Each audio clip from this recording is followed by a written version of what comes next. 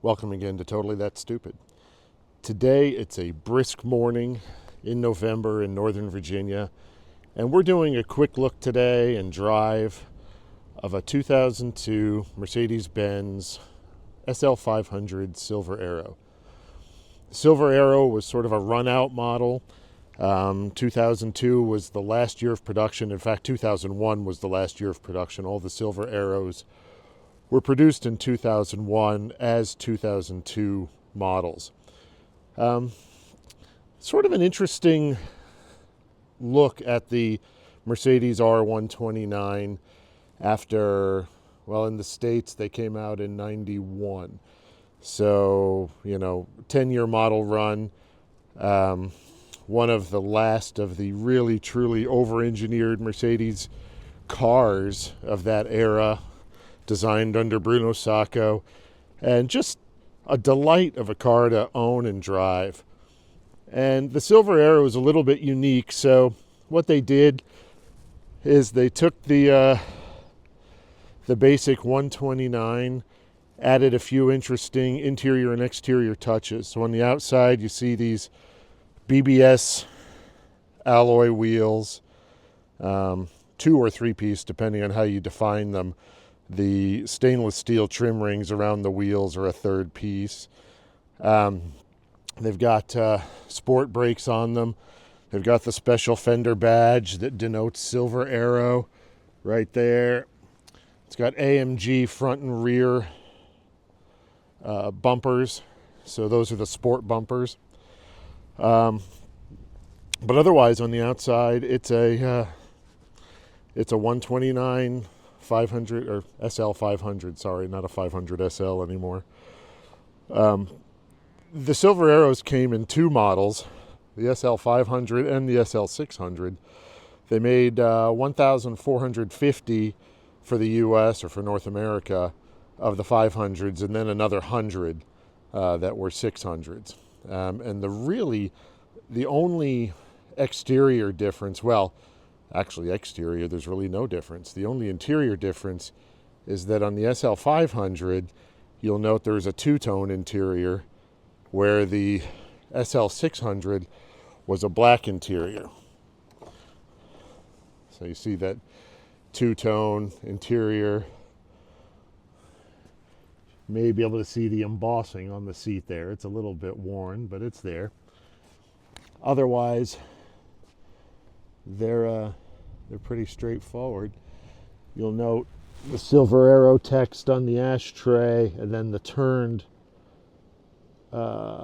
machine turned trim around the shifter and also behind the gauges. If we reach down here to the familiar Mercedes place, we can pull the hood release.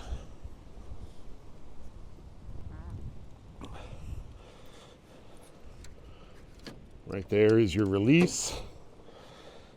And there's that really durable Mercedes M113 5-liter V8 motor. Fantastic motor. I've got it in another car as well, actually in an ML500. Slightly detuned version. This one's just over 300 horsepower. That one's just under. But same basic motor, and really just a joy to drive. So, let's take it for a spin.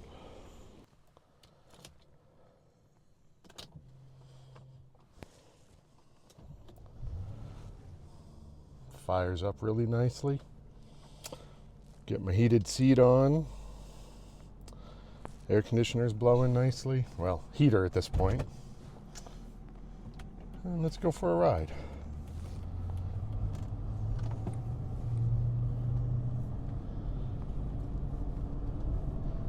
So one thing you might notice is this is a convertible, and I've got the hardtop on.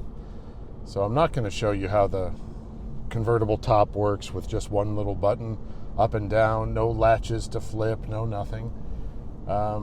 It's that time of year, and honestly, for the quality of the video, It's a little quieter with the hardtop on. It's very much a Grand Touring coupe with the hardtop on, as opposed to convertible or roadster. 2 seats, but other than that, very civilized in here. It's quiet and protected from the weather. So, we'll take it out this way. I can tell you, the top works like you'd want it to. These cars have a reputation. The hydraulic cylinders, I believe there's 11 of them that power the top in this car. And once those start leaking, it can actually rain from this header panel here. Not a thing you want to experience, get doused in hydraulic fluid. But this car had the cylinders replaced a couple of years ago, and it works beautifully. But for purposes of today's drive, we've got the hard top on, so we're driving around in a coupe. What you'll notice is that it takes the bumps nicely. It's sporty handling. Don't get me wrong, and that part of that's down to the big, thick, big, wide Continental tires, and it does go. There's a stop sign up here. We'll give it a good run from a stop.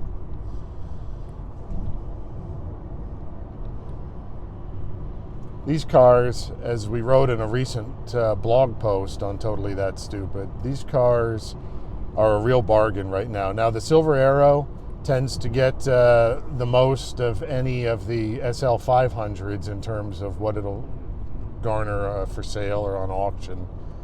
But you can get a super clean, low mileage, low being under 50 or 60,000 miles, 129 Mercedes for $10,000 to $15,000, and it's a steal. And honestly, the only real difference is down to the rarity of this car. You want to make sure, at least in my world. Oh wait, here, let's do this.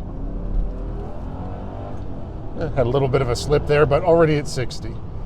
It's a quick car.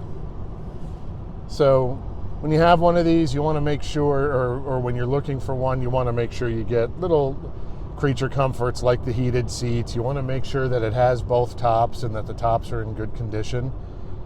You want to make sure it's been, serviced well, like any used car, particularly any Mercedes. You want regular oil changes, things of that nature. Nothing major on the Carfax. This isn't a perfect car. It's had some paint work here and there, but the Carfax is clean. It's a sweet driver. This is very much a cars and coffee car. People always like it, and I like coming in. In fact, my wife brings this car to Cars and Coffee fairly regularly. You can put there's a wind blocker that fits behind the seat back there, or behind the seats, stored in the trunk, but it's a 2-minute install, and with the wind blocker up and the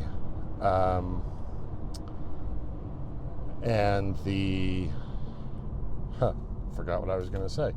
With the wind blocker up and the windows up and the heater going, you'll never know that the top's down, other than you get full sky view. It's really that nice of a place to be on a cooler day. I tend to wear gloves if it's winter just because, but you don't even need them. In fact, you can point these vents so that the heaters hit your hands. But like on a day like today, you'd have no problem having the top down. I just, I do like to use this car fairly regularly. And so if we've got if we've got weather coming in, it's going to be a rainy day or what have you, I'm just as happy to have the hard top on. And again, for purposes of the video, it suits my needs in terms of you being able to hear me without all the wind noise from the convertible. But yeah, that's a 129 Silver Arrow for you. And I'm a big fan of these cars, and again, I think that they are undervalued right now and quite a steal for anybody looking for a high quality, well built, well designed, Mercedes convertible. I had a 560 SL before this, and it's a great car. Don't get me wrong. 560 SL is, just as solid. It's well engineered, but it's older tech. Really, the 560 is, was designed in the 1960s. Now, this car was designed in the 1980s. 20 years of technology on the 560, but also these days still an old car. I mean, you're talking about a 40-year-old design, but I got to tell you, it has held up well. And there are things I like about this SL that the next generation, the R230, doesn't do for me. I'm not a huge fan of the folding hardtop.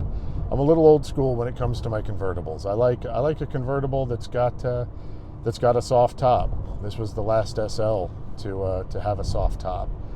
Having to switch out the hard top in the winter if you choose to do so can be a little bit of a pain, but it's not bad. I mean, it takes two of you. It's not the lightest of tops, but here we go again. Let's get a good acceleration run here,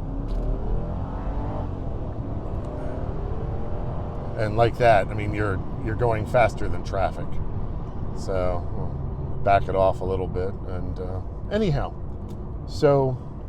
That's a ride in a Mercedes R129, and if you're looking for a convertible that's got some personality, it's well made, durable, and pretty reliable, you could do a lot worse than one of these. So, as always, our disclaimer: your mileage may vary, but think about it. Good car.